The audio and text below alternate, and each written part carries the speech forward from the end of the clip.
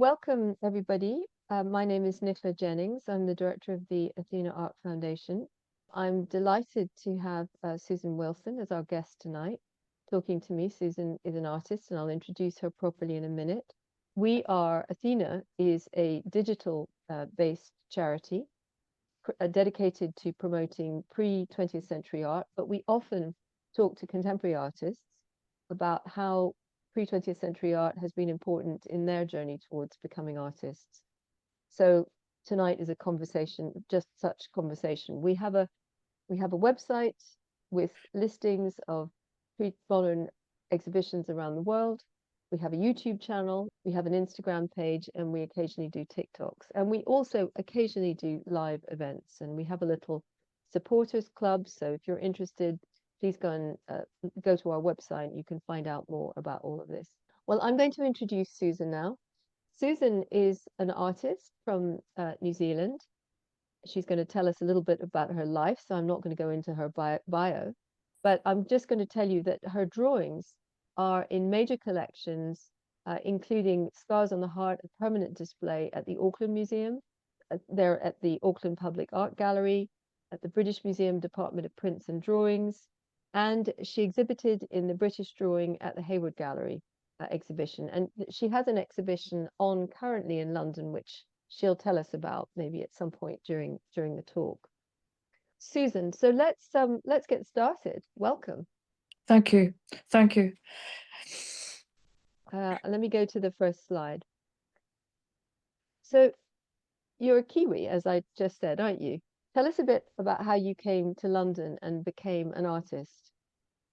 I grew up in this kind of mountain landscape in the South Island of New Zealand, which, as a lot of you will know, is very much farming landscape. And amidst the farming cohort, there were people, cousins of my father's, who sold sheep to the Argentine and to Uruguay, a particular type of sheep, which is actually the main sheep in Uruguay. It's called the Corridal, and a cousin of my father's created this sheep. So I think in my childhood, there was really quite a lot of background talk about, I know there was, about Argentina, about farming there. People had been to the Argentine to farm and then had returned to the Canterbury Plains to set up very big farms, enormous farms. But they named their farms, one family friend named a farm Campana. So you see that just sort of fugitive, rather shadowy Spanish connection, nothing extreme, nothing very major. I went to school in Auckland. I trained as a nurse out of a spirit of incredible idealism. I thought I might go and work for the Red Cross after the kind of debacle of the Vietnam War and all the suffering in Laos and Cambodia. I worked in neurosurgery, which is brain surgery, in the head injury unit. And when I left for Peru, I was a staff sister in charge of the floor, the whole unit at night on night duty, which included I think 10 intensive care beds. And I boarded a plane, flew to Tahiti, went to where Gauguin lived on the island, and then got on a plane to go to Lima, really naively, not knowing much about South America, having read up quite a bit in guidebooks, but just wanting to do some serious exploration, and took buses and trucks up into the took a train up into the Andes, and then traveled overland in buses and trucks to Cuzco, Machu Picchu, then on to Puno, then La Paz in Bolivia. It was very life-changing. But when I got to the Altiplano, my husband, whom I met much later, said, well, of course, you had the Altiplano in your blood because you grew up in the Altiplano in New Zealand. And that, I think, is quite true. If you look at the color of this landscape, high up in the Andes, the landscape was very similar. This kind of lovely tawny plain was ringed by mountains, heat, light, really bright. I painted quite a long series of pictures up in the mountains in New Zealand, while my younger brother fished for salmon on these tiny lakes. And it was a good arrangement. I would paint all day and he and his partner would fish all day. And we did quite a few trips doing this. I was glad to do it. It was interesting. It's the sort of thing that the art world in Auckland really laugh at. They don't value the beautiful landscape in the south. And really only with the Lord of the Rings did there come a change of heart about how beautiful the South Island is. Mm. Gosh, so you were a very adventurous young woman. And had you drawn as a child or as a young person? Yes, yes, Yeah, I've drawn the mountains. I used to sit above right. my tiny primary school in North Canterbury and draw the mountains, and I tried to paint the sea. I spent a lot of time drawing. It was one of my main activities, but my parents were not keen on my going to art school. I would say a tiny bit about the cultural life of that family, is that they were very religious, sort of socialist Presbyterians of kind of Iona community stripe, and that they really took such an interest in Calvin and Luther and Latimer and Cranmer that you'd Mm. almost think that they were alive and living in the next street. And I find that quite funny now to even remember it. But I think that made me very interested in Spanish Catholicism. Well, that's interesting. We'll come on to that. So you had a bit of a rebellious streak, I see, which doesn't surprise me because I've known Susan for quite a number of years now, and I know that she can be quite feisty and entertaining. We sat round committee tables together. I'll discuss that later. Anyway, so you then went to Spain at some point quite soon. You came to London first and then went to Spain, is that right? We bought a ticket to go from Auckland to Tahiti to Peru and then on from South America to Paris. But on arrival into Paris, my companion and I decided that it would be best to go straight to London. So we came to London and I thought I might stay about 6 weeks, but um, I got a job. I got a job in St Thomas's Hospital intensive care unit as a staff member, and I went back into nursing. And then as I worked, I developed a portfolio.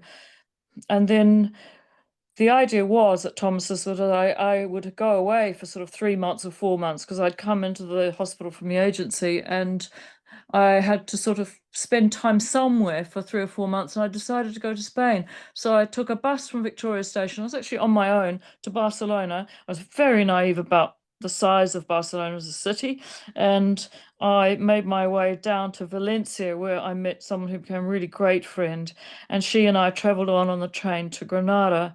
And from there, we decided to hitchhike around Spain. It sounds foolish and silly, and it probably was. I was 25.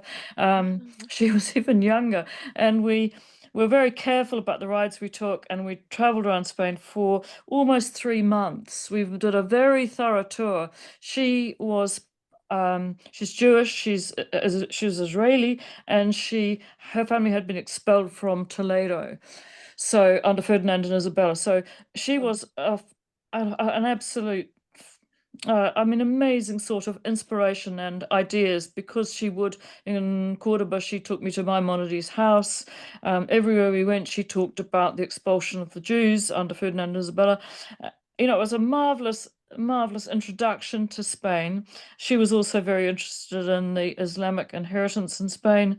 And so we would look at mosques, we would look at synagogues, and we had endless conversations. She had been brought up in a Marxist kibbutz. So she was, gosh.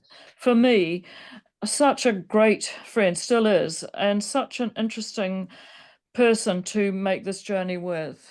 And we didn't come to any harm. There were a couple of narrow scrapes, but we were all right. We came out of Spain safe and sound. But then I afterwards always wanted to go back and I wanted to go and live there, but I never did, and other circumstances meant I really couldn't. So I made a lot of paintings about Spain, and in the end, I applied for and was given the Richard Ford Award to Spain, which was administered by Brinsley Ford, a delightful man, a most interesting man who interviewed me and showed me his astonishing collection of paintings and drawings in his house in London. And I went to Spain. This was a celebration. What year was I was in Spain? I was in Spain in 1985. I first went to Spain in 1976. It's a good question because I wanted to also to see what Spain was like after Franco's dictatorship. And I forgot to mention that I had a great friend in Auckland who was writing a PhD on New Zealand's participation in the Spanish Civil War, and particularly writing about a nurse who had lived there and worked at throughout the war and been at the front in Teruel. So that was something that also fired up. There were lots of little strands that made me so interested in Spain. Right. And so and you started doing these wonderful paintings of Spain, didn't you? And this is one that I particularly love, because I also love the original painting, which is in the Ah, National Gallery, isn't it, by Zurbarán? I've drawn it so many times. It's really difficult to draw, and I get my students to draw this picture. I work for the Royal Drawing School in the National Gallery on Friday evenings, and this is one that is extremely difficult to draw because the light source, the lightest part of the picture is incredibly complex and quite hard to define. So drawing to draw it is to really spend a lot of time trying to get light and dark as it exists in the original. So I would have in my sketchbooks, I've probably got 10, I could have 20 drawings of this. And then last year, a collector asked me, a New Zealand collector who has an extraordinary collection in Wellington of Latin American and Spanish sculptures and tiny paintings. Anyway, she said, would I make a copy for her? So I set to work and made 2 copies in my studio, referring to the drawings and referring to some very good reproductions. I've got a lot of books on Zurbarán. He's a painter who constantly inspires me. Um, and this is one of the 2 that I made. And I haven't been in to the gallery and copied inside. When I was a student, I did refused to do a term of life painting at the Royal Academy School. She had to do a term of drawing, then a term of life painting. And I said I just didn't want to. And Peter Greenham was the head of the school, and he said, what will you do instead? And I said, well, I'll copy a Goya. So I copied the portrait of the Duke of Wellington, and I also copied a Rembrandt. And he said, that's fine. That's absolutely fine. So I had a really interesting time painting on a piece of board the Duke, and it was marvelous because it got more and more exciting the longer I worked on it. And I had not understood it until I actually tried to match modern paint to match Goya's paint. There's a difference. We're using modern tube Mm, paint, so it's mm, really difficult to do. I can imagine. But this, I think you've captured this one brilliantly. I mean, particularly the reflections in the silver or pewter dish. I mean, it's really, round where the rose, it's a rose, isn't it? Yes, it The is. flower there. Mm. Yeah. And it sort of round the rim, it's wonderful. And I'm I glad you really, think really so. like this. Yeah. I'm sorry, I look at it and I feel critical of it, but I think that's just the problem with being a painter is that we can feel endlessly critical of things that we make. And sometimes it's quite good. And this happened with the current exhibition at Browse and Derby, was that I showed them a picture which I thought wasn't finished and they said they wanted it. And now I'm quite glad they took it. So it's difficult to um, reach a point where you've finished a work. For me, it is anyway. And lots of painters try and sneak back in and work on their paintings again, don't they? They do, they do. Yeah. Bonnard did. He got someone to distract the guards, and he added a yellow to a picture long after the gallery in South France had bought the painting. I love that idea. Yeah, yeah. And you said you made 2 copies of this. Did you keep one And this is the one I kept, and then I sent the other one to the to collector New in Zealand? Wellington. Yeah. Yeah, I'm not I've surprised you kept it. It's really lovely. Yeah.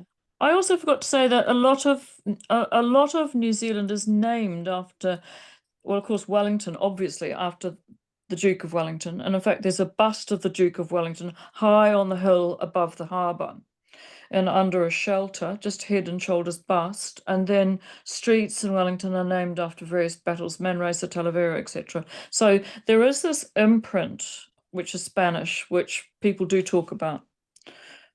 Yeah. I see that Holly Trusted has actually, she's been furiously writing questions, which I'm going to let her ask at the end. But there is a question here which which I was actually about to ask you, which is does the National Gallery allow oil painting on Friday evenings? Because I've No, seen people drawing in there. I've never seen no, anybody actually with a paint box. only drawing. And I'm Only not drawing, sure they right? still give out the permits for copying. They used to. I'm not Yeah, sure they do. It was yeah. seen as being a very old-fashioned thing to do, and I had Mm. to fight a kind of conflict in myself about going to copy the Goya, which is why I copied it on board and Mm. not on a canvas, because I didn't want anybody to think that I was making a replica. Yeah, yeah. Hmm. And Holly's asked if I could show this with the original side by side. And I can't do it right now, Holly, but I will try when Susan's answering questions. I'll see if I can get it up and Excellent. and do that. Anyway, let's move on to the next painting because the next painting is also a painting of about about a Spanish painting, El Greco. El Greco's view of Toledo, I think it's called, is it? That's Um, right. but it's to the memory of David Davis. Tell us who David Davis was. I know, and he's been a great inspiration in my. I met him briefly, but he's a great inspiration in my actual research because I think he was a wonderful art historian. But you had a long relationship with him, didn't you, in terms of friendship and mentorship, maybe? Yeah, I think so. After I made this when he died, when as soon as I heard he had died, I went straight into the studio and assembled images, including drawings I'd made of this painting, which is in the Met in New York and was lent to the National Gallery in 1984 for quite a few months, quite a long time. And I used to go in and draw it. So I have sketchbook drawings and then I have other loose drawings of this view. Um, and I was so overwhelmed when I saw that the Met had lent it. It's not a very big picture. When I was traveling with my friend Yael, we actually stayed in San Servando Castle, which is a tiny castle on the left, top of the hill. It's a school then. And now I'm not sure what it is, but in the summer it was a youth hostel. So we arrived up there and saw this view of Toledo, and I could not believe how beautiful it was. It was so moved by the sight of it. I couldn't believe it. And I remembered a hymn I had to sing as a kid, which was City of God, how broad and far outstretched thy walls sublime. Because it just seemed like that. It seemed, how could a place that beautiful exist? And we spent about a week there, and I wanted to go back and live there. And later I got to know David Bomberg's paintings of Toledo, and that made me want to go there even more. And I have been back many times. I've also walked right round it to try and find this exact view. But as many of you will know, El Greco rearranged some elements in the picture for all kinds of really interesting reasons, but the landscapes were very faithful. How I met David is this. I was drawing John on Patmos, the Velasquez, in the National Gallery, and he would come and talk to me. He would be with the UCL students he brought to the gallery, and he was really patient and never patronizing, very friendly and kind. And he would talk in a quiet voice about Spanish painting and about all the ideas behind it. And I thought this was quite marvelous. And then later I considered studying under him doing an MA at UCL, and I didn't do it because I just didn't think I could actually afford the fees and the time at that point. But I maintained contact with him, and then one evening he saw me at the Instituto Cervantes, and he said to me, "Why don't you join Artes?" Because he knew I was going down to Madrid on my own to see lots of exhibitions, and he said, "You should just join, and then you can come with a group of us," which I thought was lovely. So I promptly gave Peter Lee £20 and left feeling really excited. And art over the years has really meant a lot to me because people would gather in front of pictures and throw ideas about and discuss the paintings, and that was very much in the spirit of David as well. And that's inspirational for painters to have this kind of contact with a painting, for example, such as this. Mm. The other thing that happened to me in Toledo was I saw the burial of Conde Ogaz, and that made me want to Mm. very desperately go to art school Yeah, and made me yeah. very interested in portraiture and in the face. I found that painting astonishingly beautiful. And under the Richard Ford, I spent about 2 weeks in there drawing. I was there almost daily, and in the end, the guards didn't charge me. That was really sweet. They just used to welcome me in, and that was a really wonderful time. That was winter, so the landscape was green like this. When we arrived in 76, it was parched and brown, really beautiful colors. Mm. So just a word about artists, because not everybody will know what artist is, and I was going to mention it in the final slide. But artist is an association. It's a non-profit organization dedicated to promoting Spanish and Hispanic art in the UK, and I think has members that come from other countries as well. I believe there are members that join online from America, from Europe, because it's a very wonderful and unique organization, and they organize trips to galleries, as Susan says. They organize talks. There's always an annual talk, and maybe Susan or Holly Trusted, who is one of the, I think is the founder of Artis, One of the um, founders. will say something at the end in the questions. Um, so um, so that in case anybody would like to join, I think Artis is a wonderful organization. I served on the committee for a few years, and I believe Susan, are you still on the? Yes, I Yes, am. Holly is the Yes, founder I and am. Yeah, president of that's right. Artis, and Mm. so Mm. Susan is still very much involved. And David Davis was an active member. And David Davis was an art historian, and if he was still alive, I would definitely do his MA.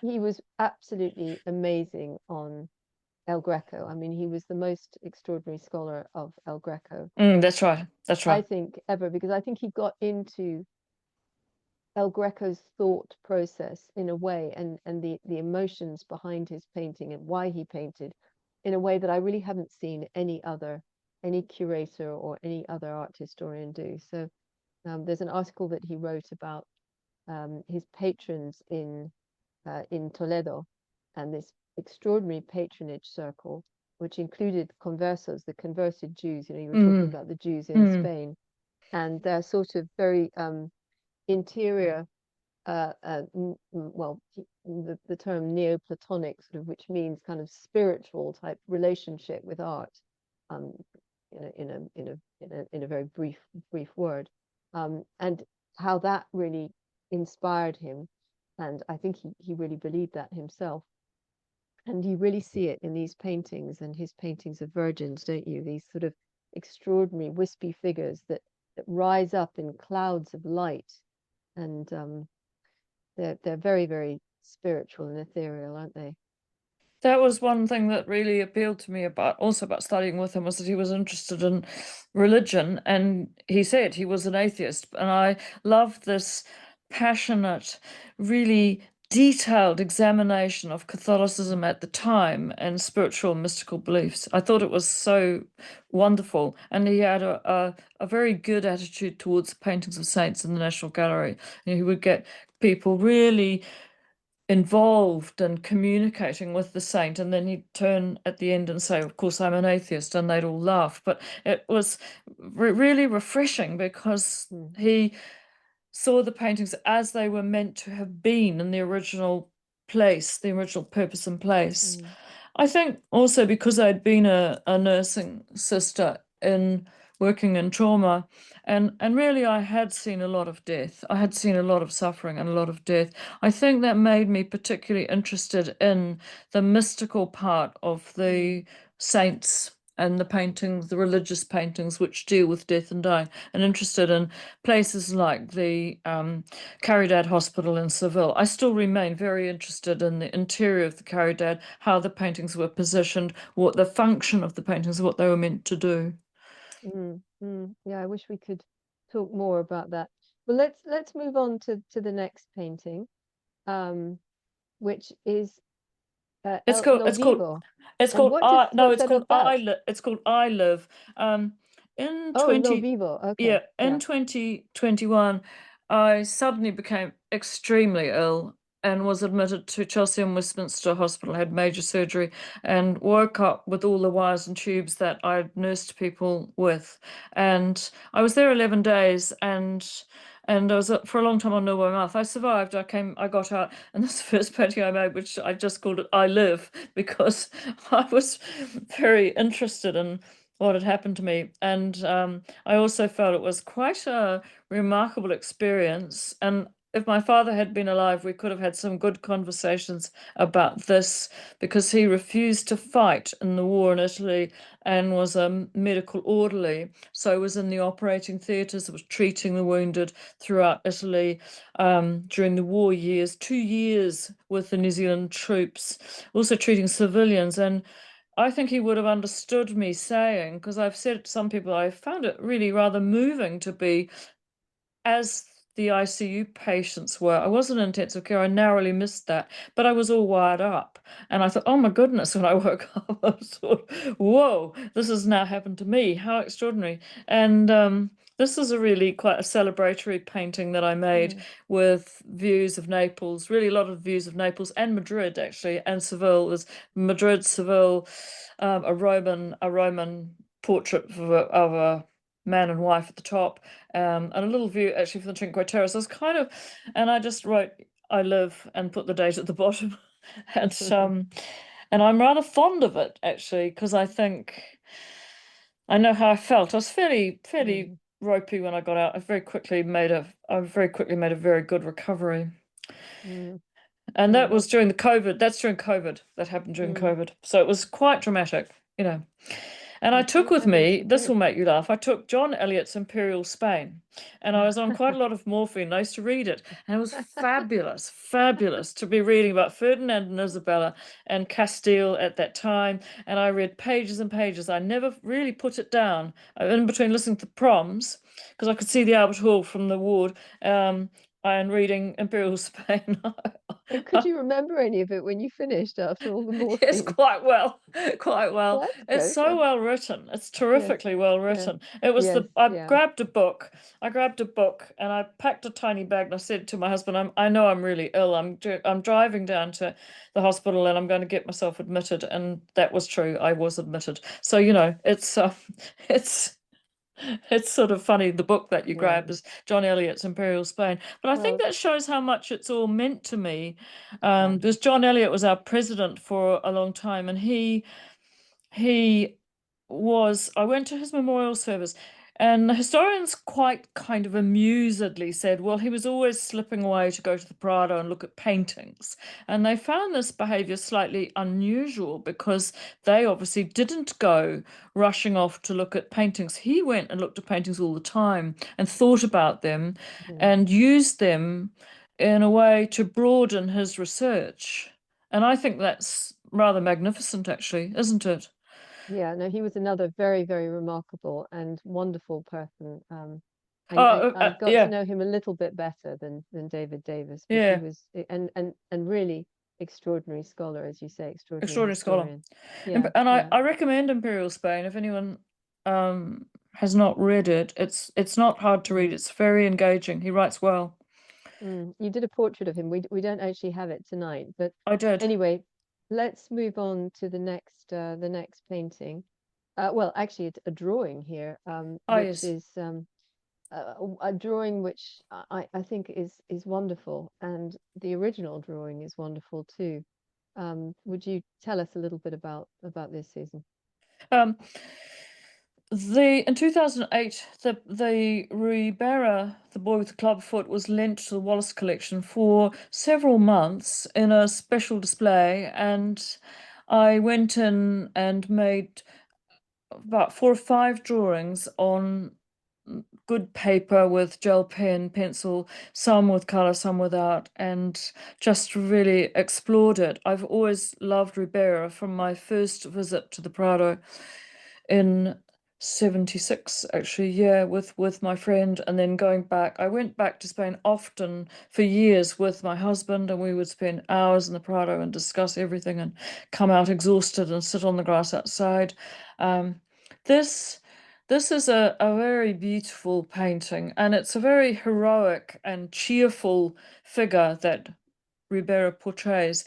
The Wallace collection were a bit cagey about calling it the boy with the club foot, and at the time I gave a short talk to artist members about it, and I explained to them that this foot that the boy has is really called talipes, and it's a condition that is always treated successfully, really successfully in modern developed countries with good health systems, but it is a major cause of disability in the rest of the world.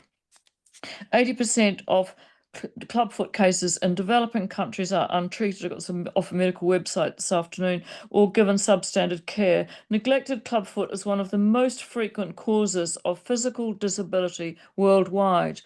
Gosh. The feet turn in. It happens at birth in utero. The feet turn in and tuck under, and because of the position of the baby in the uterus. So the treatment is to gently stretch the foot into position, tape it, splint it, and give daily physiotherapy, and actually put a little plaster cast on. And I saw an untreated club foot after I left New Zealand in my journey. I saw one in Tahiti untreated actually, and I was really shocked because I thought, well, that would never happen in New Zealand's healthcare system. It would always be found, treated, and the cure rate is 95%. The cure rate's 95%. So I kind of thought that it was a little bit strange of the Wallace collection to shy away from calling him the boy with the club foot, because he dresses himself up as a soldier, and he's really heroic and kind of cheeky, Mhm. um and think probably has some other disabilities, but is marching along as a soldier, and would have been a street kid probably that Ribera saw or knew in Naples in his day. And there would have been a lot of people with untreated illnesses, which now we know can be solved. So Mhm. it was kind of a medical curiosity, as well as loving the kind of bright cheerfulness of the painting. It's Mhm. superb. It was in the Paris show that we went over to Paris to see recently. Mhm. Oh, It's was it? wonderful. Yeah. Yeah. Holly asks whether the comedian Dudley Moore actually had suffered from clubfoot. Did he have? I don't know. Did No? he have a? No? I don't know. Did he have No. a disability? I didn't. Never saw that. Yeah, Oh, it's I think interesting. he did. Yeah, Yeah, yeah. yeah. But I well, Ribera was an interesting artist, wasn't he? Because he for those not everybody might know who Ribera was. He was Spanish born, but moved to Italy when he was quite as a young artist, didn't he? First he went to mm, Rome, where he I think saw Caravaggio's work, and then he went to Naples, and he was particularly attracted to or particularly fascinated with the sort of rather strange and gruesome everyday life of Naples at that time, where there were sort of public executions and a mm, lot of beggars and street people, and a lot of his drawings and paintings are quite violent and quite disturbing, but wonderful at the same time. So not surprising that he that this was one of his subjects, you know. Although as you say, this chap looks very cheerful, doesn't he? We also painted Yeah, the bearded woman from the Abruzzi who was commissioned to paint her, and that yeah. painting used to be in the Tavera Hospital in Toledo, and now is in the Prado, and it is a very marvelous picture of a woman from the Abruzzi who has a beard, and Poppy is in the breastfeeding a Casa de baby. Pilatos. Yeah. Poppy in the Casa de Pilatos as well. Is Yeah. there? Is there? Yeah. Yeah. Oh, Yeah. it's a very interesting painting. Is it? But Yeah. there's also something quite noble about these two images. They're Mm. not, as Zahira said about Velasquez when we had a little event to commemorate David Davies' life and Zahira Velas. scholarship. Yeah. Yeah, she spoke about how people no long Velasquez changed the way that people saw people, the kitchen staff, people working, people cooking on the street, the water carrier, and made them noble, ennobled them. Mm. And Mm. and previously paintings had been made of people in these occupations and pursuits in the street as which was kind of amused or patronizing or slightly unpleasant. Moralistic. Yes. Exactly. Yeah. Yeah. Yeah. Well, we should probably get on because I'd like to open to questions soon. But very quickly, this one, just I love this. This is um, quinces and bread made me think of Spanish food. Because of course, membrillo, the wonderful Spanish sweet paste that you have with cheese often, Mm, is made of mm. quinces. Yeah, yeah. I'm glad you like it. It's a strange picture. It's they were quinces that I grew, but they don't, they decay quite quickly.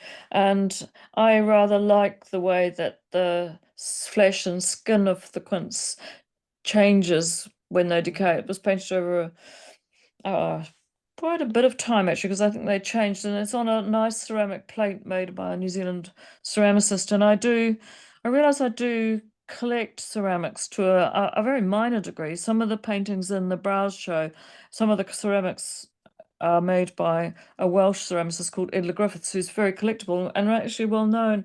And I bought about 3 plates of hers from the Chelsea Arts Fair a long time ago. And this is a lovely heavy plate from New Zealand by a New Zealand potter.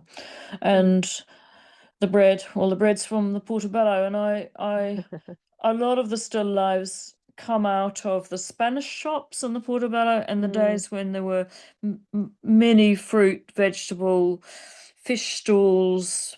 Even there was even a stall that sold rabbit when I in 76, 77. It's so different Big now. It's really Spanish food. fast Yeah. food. Unfortunately, it's Yeah. fast food. The Spanish shops are still there, Garcia's, and there's another one further up. Used to be called De La Fuente, and then there's a very good Portuguese shop attached to Mm. Lisboa. So that broader Hispanic community is still very predominant here. And Mm. after the Civil War, the refugee children came here to this area. Mm. Refugees came here. So it has a Mm. big Hispanic community. Mm. Interesting. Okay, well, let's move to we've got two more, so we'll quickly do. I just thought this was interesting because it's the sort of your enduring connection with Latin America. Yes, this was a woman who came here to help us in the house, to run the house, and we really liked her company. And I decided to paint her with a piece. She's from Cochabamba in Bolivia, and I put a piece of textile. I bought textiles on the overland trip through the Andes. You would find these markets with beautiful woven textiles for sale.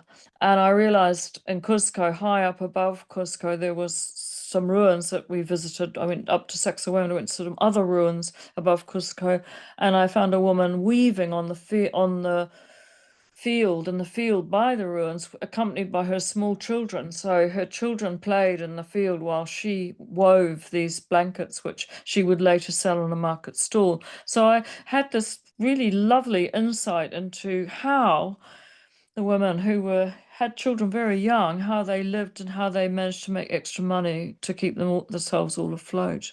And I Mm. loved going and buying these things. I've still got these textiles in the house, Mm. and also some wooden things too that I bought and somehow carried back in my backpack. Mm. And it's quite a big picture actually, and it's lighter than this. This is slightly dark. It's got a bit too dark. Yeah, I think Latin America stays in the blood because I also had a childhood in Latin America and traveled there as a young adult, and I still Ah, yearn for it. ah. Yeah. It Yeah. was such a different culture that Mm. um it was very good for me. It was extraordinary. It was Yeah. astonishing. Yeah. Everything I Yeah. saw astonished me. Even queuing to get on the train at the Lima railway station, which was called the station's called Desamparados. And I remember thinking, that's a strange name for a railway station. Disappeared, the Forsaken, do you know? I mean, it's just really interesting name for a railway station. Yeah. Now it's a library because the train no Yeah. longer runs up Yeah. into the Very Andes. sad. Yeah, Sad. it's so good when you're young to actually have that quite enormous cultural shock of going somewhere very, very different and finding out about it and trying to find out about it. Mm. And I've put the link up for artists for anybody that's interested. If you Mm. can copy that link, that's how you can find out about artists that we were talking about before. Anyway, let's move on to the last painting, which is your husband, I believe, It who is. sadly died last year. That's right. In July last year, Mm. I made a lot of drawings of him as he became more and more ill. He had Parkinson's. And so for me as a nurse, ex-nurse who'd worked in neurosurgery where people do sustain brain changes and do sustain brain deterioration, it was really a strange mixture of very distressing and very shocking, and also kind of curiously interesting to see how he changed. And he too was interested in it, and he joined a research project at Queen Square with a psychiatrist called Ramona Weil. And I wrote to her and sent her the catalogue for the exhibition. And the catalogue includes 3 of these paintings. And she wrote back and she was really pleased to see the paintings of him, very pleased. And she'd been using art as a way of researching into the development of dementia in Parkinson's patients. My husband did have dementia at the end, and I used to sit. He didn't like to be left alone at all. He was very afraid of being alone, so I used to sit really close to him and make these paintings and say to him, I'm just going to slosh about, really. I'm just going to throw paint about the surface. And I really did. I wasn't trying to control the pictures at all. I made 4, and I made some drawings towards the end of his life, which are incredibly moving and sad, because my GP pointed out to me that she felt was not accepting how ill he'd become. And that's probably true, but when I look at the drawings and the paintings, I know that she was right. And then she was helpful, and my GP, who now lives in New Zealand, also said to me at one stage, get back into the studio and work. And I thought that was such fantastic advice. So there are 3, and he is pretty upset he was a clever man. He went to Cambridge, he read English, he was very clever. He was always coming up with something, he's married for 46 years, he always coming up with something quite new to tell me, or some wonderful insight about something, or some memory, always something new. So he's very clever, always full of insights and ideas, and also funny, very funny. And then this deterioration happened over the last couple of years, and he found it incredibly upsetting to be losing the thing he valued most, which was his mind and his intelligence. And it's another reason why, after discussion with the people at Browse and Derby and with my framer and with other friends, I decided to frame them and show them.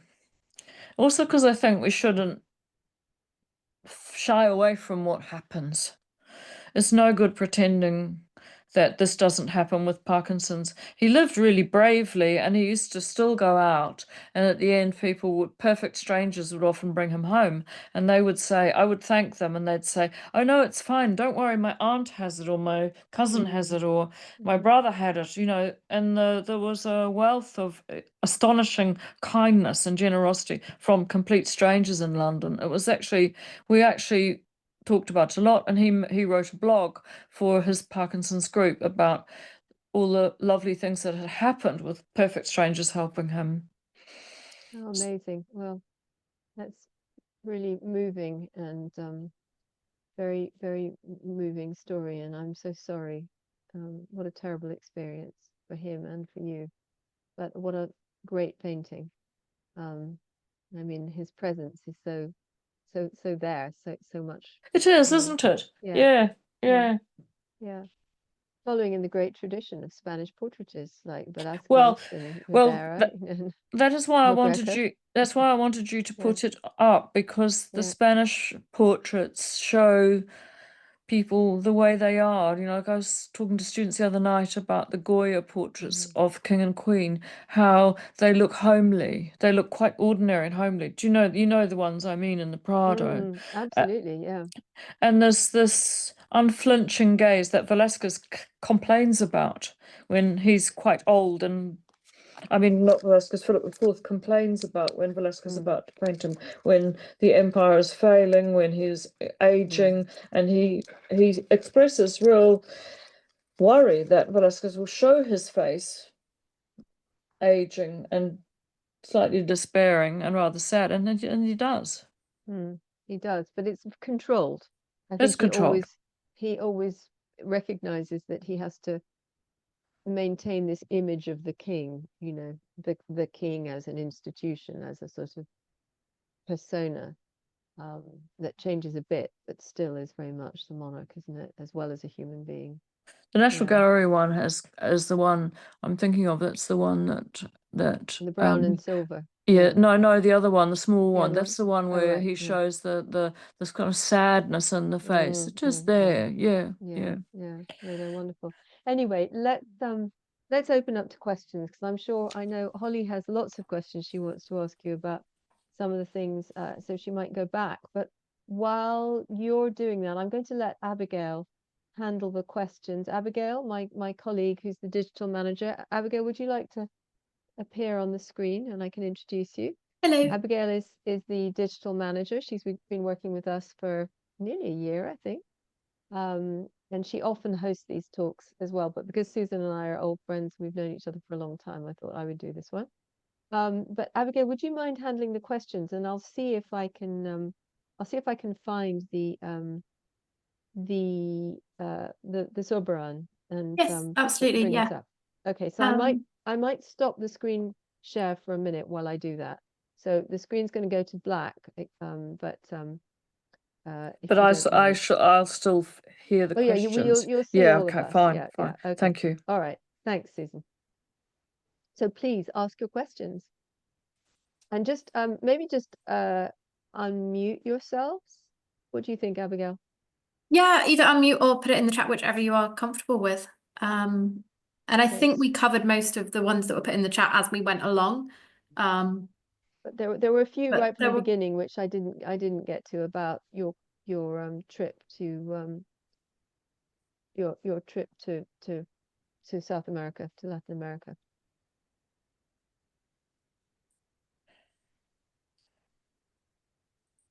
oh yeah. So Holly asked a couple of questions right at the beginning. So who was your companion when you went to Peru and then on to London? Oh, I had a very inappropriate, unsuitable boyfriend. He was a perfectly nice person, but we were ill-matched. He was a perfectly good person, but it just was a bad idea to go traveling together. But however, I would say that going across South America with him probably kept me safe. Yeah. And how did you finance the times that you traveled across quite far distances? My nursing savings. Yeah. I saved up a lot of money before I left, and nurses were quite well paid in New Zealand at that time. And I was given, very generously given by friends of another mate of mine. They let us live, a group of us live in a very beautiful old rambling house by the sea in Auckland, which actually went down to the beach, and it had a demolition order on it, so the rent was $5 a month. $5 New Zealand a month, about £2.50 a month. They just wanted somebody to be there. Do you know? A bit like houses here. I do know of a painter who lives in a similar house near me, who's lived there for about 10 years on a peppercorn rent. And it gives you a really great break. You can save money.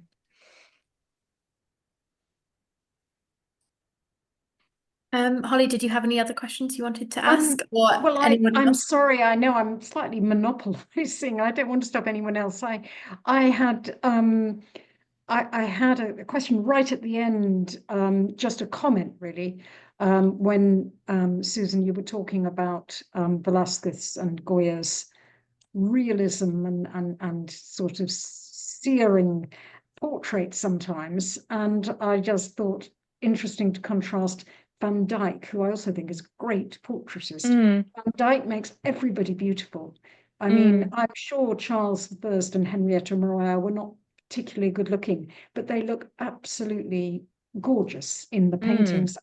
And he does that with all the portraits he ever does. And it's just, I mean, in other words, you don't have to make somebody, I love Velasquez. I suppose he's my top, my top artist. But it's interesting that Van Dyck, if you like, takes a different tack and makes people incredibly beautiful, and it still works. But and the other thing, which is a similar, just looking at another artist, we were talking about the club foot in Ribera and Ribera's, I don't know, again, realism and choosing subjects which are sometimes quite difficult, and yet done with great humanity. And yet, I think another contemporary artist who also is a great artist, but also I think is possibly quite difficult for us, is Murillo and his attitude to beggars.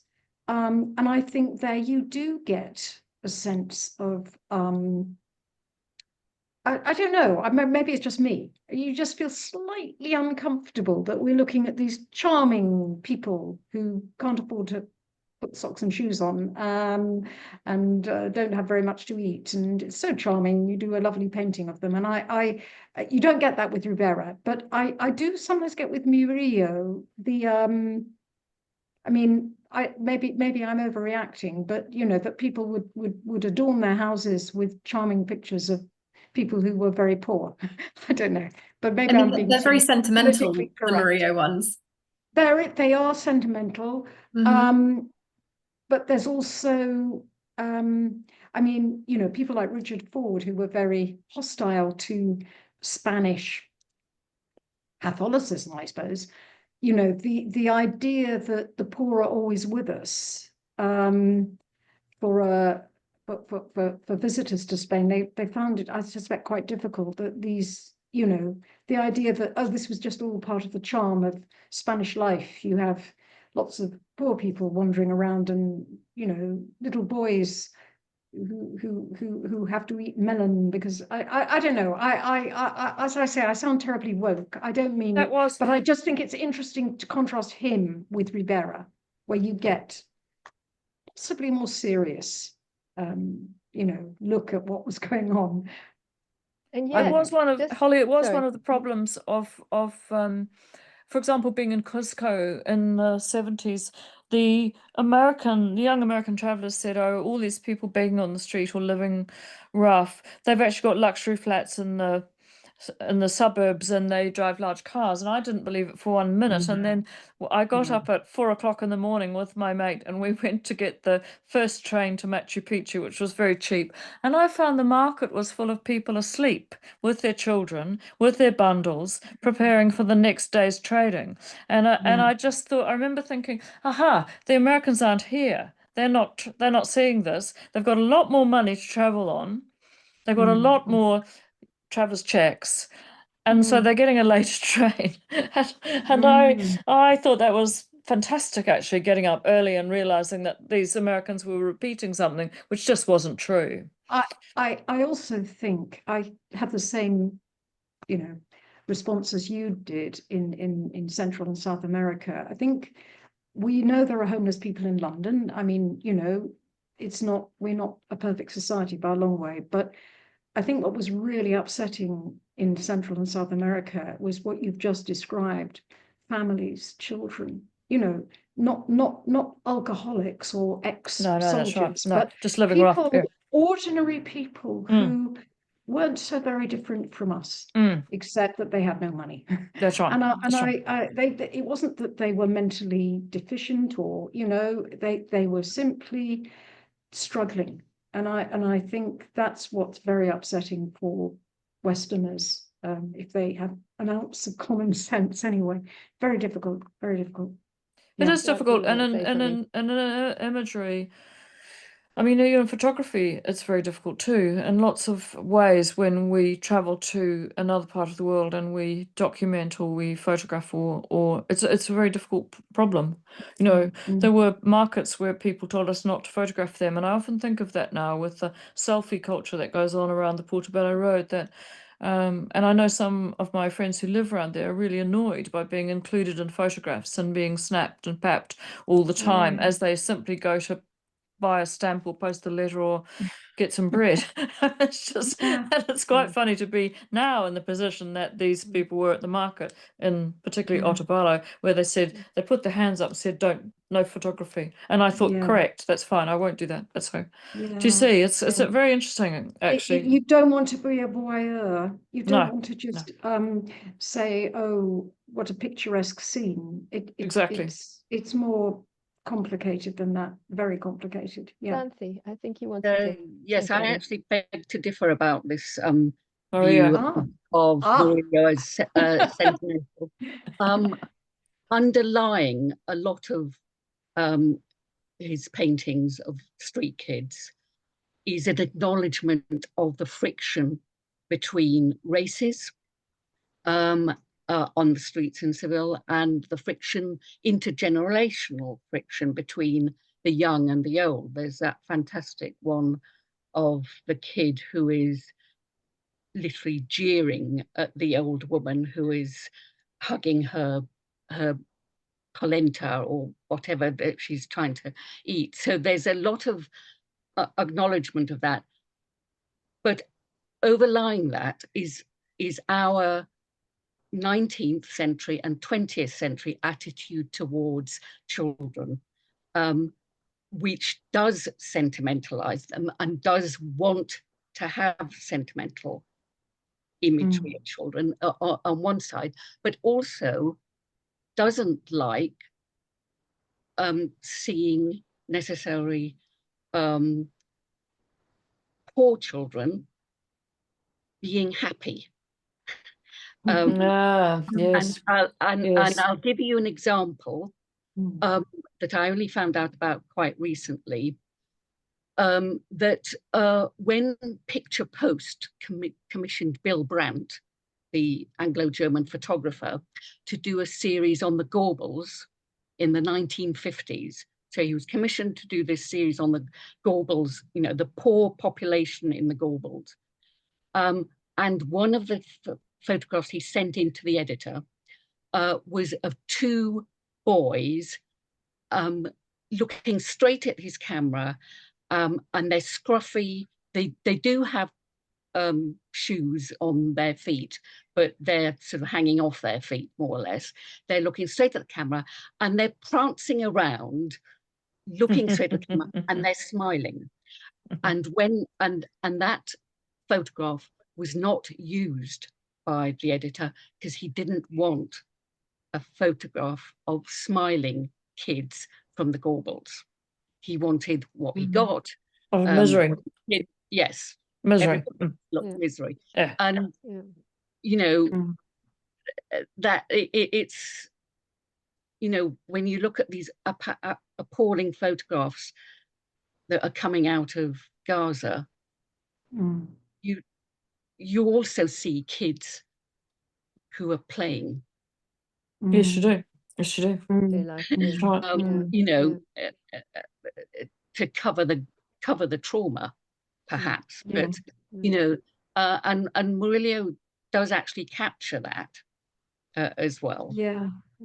So, I suppose. Can I just come in for a second, just to say that very interestingly, so Abigail was one of my students at the Courtauld. We did a course on Seville in the early 17th century, and we looked at some Murillos, and we looked at the Murillo in one of the Murillos in the National Gallery, Christ healing the paralytic yes. at the pool of Bethesda. And I asked the students to each present a painting that they liked. And one of the students, who was really incredibly bright young person who is now doing a conservation MA at in Cambridge, has a disability, and asked me whether they could talk about that painting, the Murillo painting. And Abigail, do you remember that? It was Susanna, wasn't it? Susanna, yeah. And they've done a talk for Athena with us. They have done a talk for Athena, and their take on the painting was really interesting. They found it incredibly dignified, the portrayal of the figure, and they found it very moving, and they gave a really wonderful talk, and it made me look. I mean, I've always thought Murillo was a wonderful technical artist. I mean, I think his painterliness is so amazing, and you see it in that painting in particular.